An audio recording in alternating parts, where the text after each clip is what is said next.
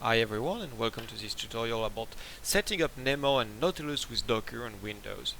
So first of all, Docker is a service or a software which installs virtual machines which allows you to run anything you want really. And in this context we will introduce you to a CapiTainS Docker image that will allow you to set up a Nemo and Nautilus application on your Windows machine. So first of all, if you want to find the source of those resources, you can go on GitHub, and on the CapiTainS organization you have Docker, CapiTainS, Nemo, Nautilus with everything really that is used, including the configuration file. But this beauty of Docker is that you don't need to get access to it. So the first thing that we will need to do is actually install Docker Toolbox, and I have already done that.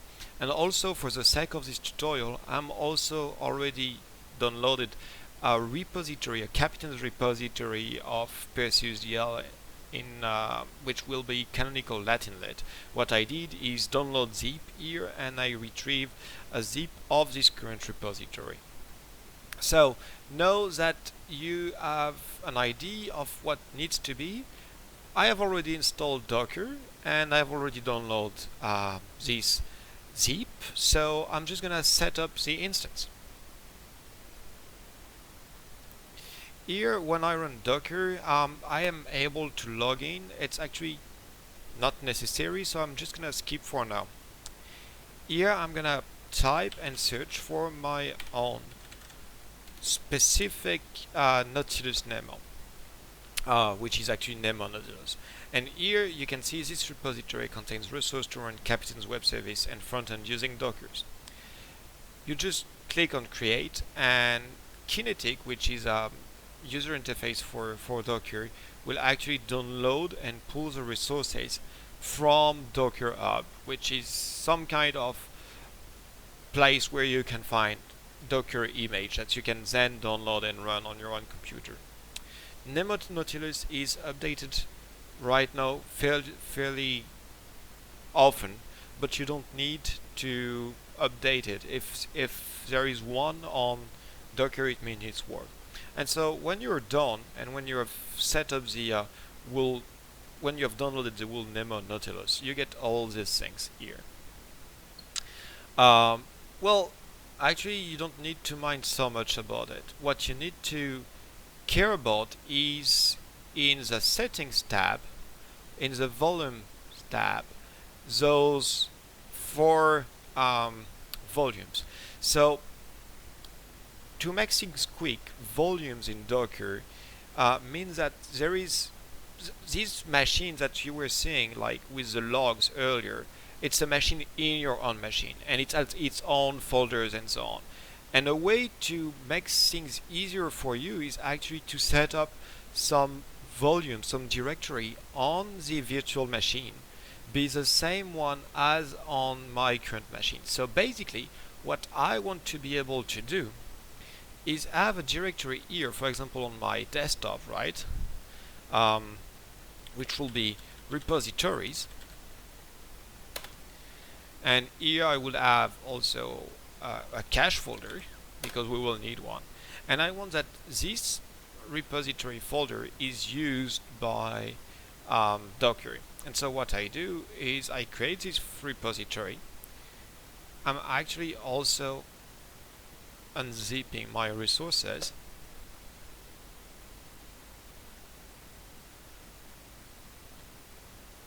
It will take a little while.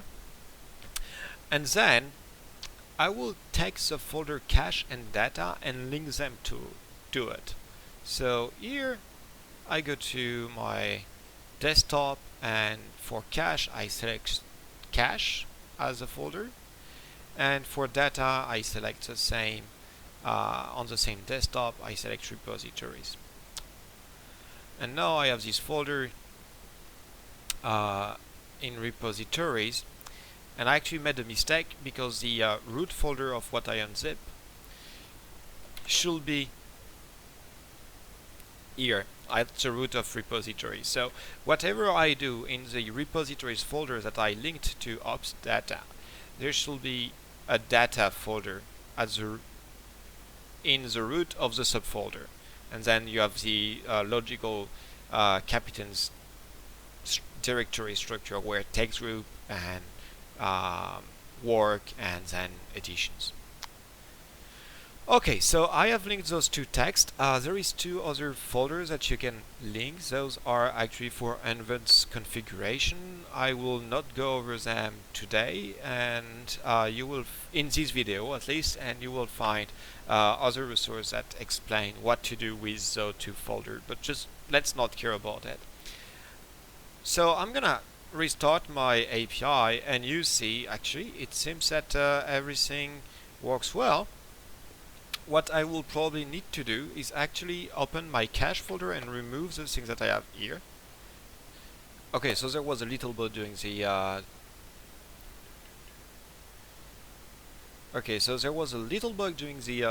video. So just to explain again, you should have volumes which are opt cache and opt data in this directory. You should have in the repositories directory, you should have your unzipped data, where you basically have this directory structure. Repositories should have CapiTainS repositories, in which you should find a data directory, and then text group directory, and then work directory. Your cache directory in itself is not really important. It will just help you clean up the stuff that you have been using. And so if the name file, you really don't care, you just delete the file and you restart your instance. That's the most important stuff. When it's done, and you should see potential errors and logs from Nautilus, it actually means it's good, and I can actually open Nemo here, and given it some time,